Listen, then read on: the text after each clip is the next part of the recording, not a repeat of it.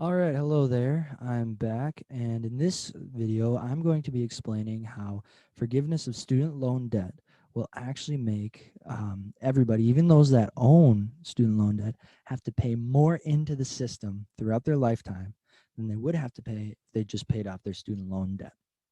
Okay, so using Value Penguin as quick student loan debt statistics, we find out that the average student loan per borrower is $32,000 and that the total is $1.52 trillion.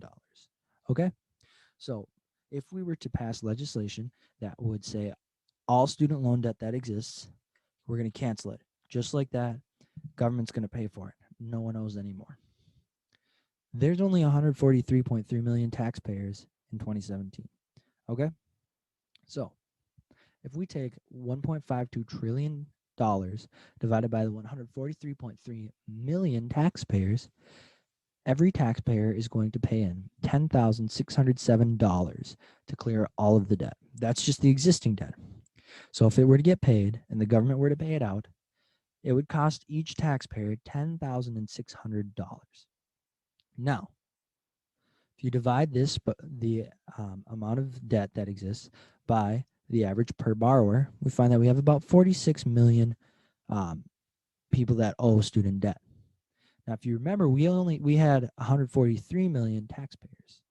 That means that 96.8 million, so almost 97 million people will be paying $10,600 to pay off other people's debt when they carry no student loan debt of their own. Now, if you don't own student debt, whether you didn't go to college or you worked your ass off through college, good for you. This is reason enough for you not to vote for this, okay? That's bad for you. You're going to be paying $10,500 that you wouldn't have to pay already. But now let's say you are the average borrower and you have almost $33,000. You're getting a pretty sweet deal. That's $23,000 you don't have to pay. Whoops, sorry, because 10,500 is all you have to pay. You're paying 1/3 of what you owe. That's pretty sweet. But let's just say that now that we pass this and we wipe everybody's student loan debt, well, that's not fair to these new students that are coming in every year. And they want their debt wiped too. We can't just take care of everybody else's before and not pay out for other people. So let's say that the government says, all right, fine, we will pay for everybody's student loan debt. Any loans that you take out, government's going to cover. Well, what are people going to do? Is anyone going to pay for college if the government can pay for it? No, they're not. Okay. So if we look up what the average tuition price is in the US, that's $20,770, almost $21,000 for a public school in-state tuition. And this is the number we're going to use, okay? That's the average cost of tuition. Now, every year there are around 20 million college students, okay? The number here somewhere says 19, yep, in fall 2019, 19.9 million students were enrolled, okay?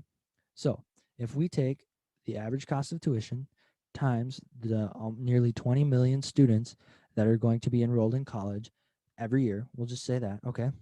What it's going to cost us per year is $413 billion, okay?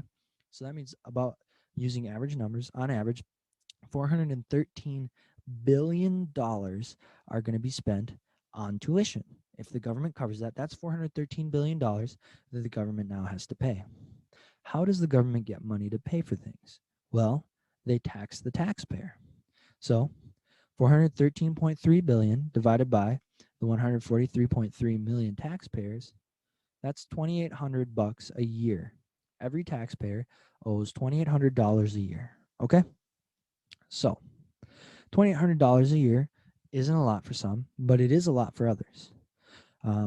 So let's just say, how many years does the average person work before retiring? So how many years are you going to have to pay your taxes, pay this $2,800 a year? Well, 31 years times 2,800, that's $90,000. So throughout the course of your life, throughout the course of the average person's life, who works for the average amount of time, who will be paying for everybody's tuition a year, they will pay $90,000 throughout their life. Okay?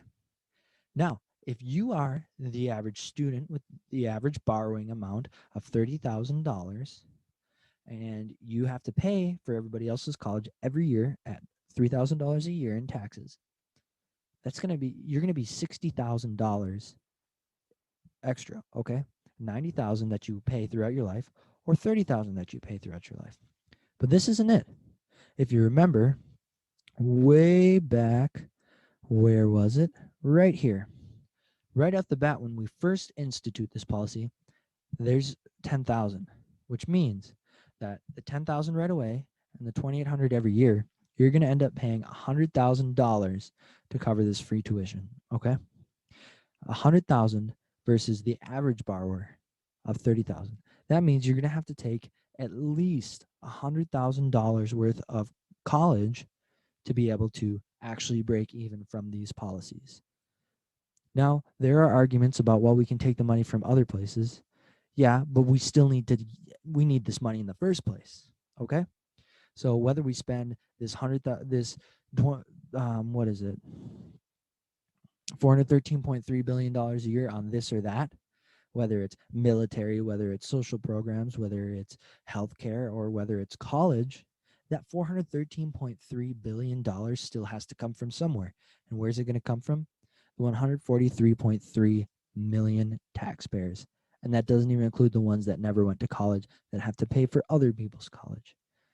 So that in recap, the average student with the average amount of debt will be paying an extra $70,000 throughout their lifetime for their college than they would in student debt.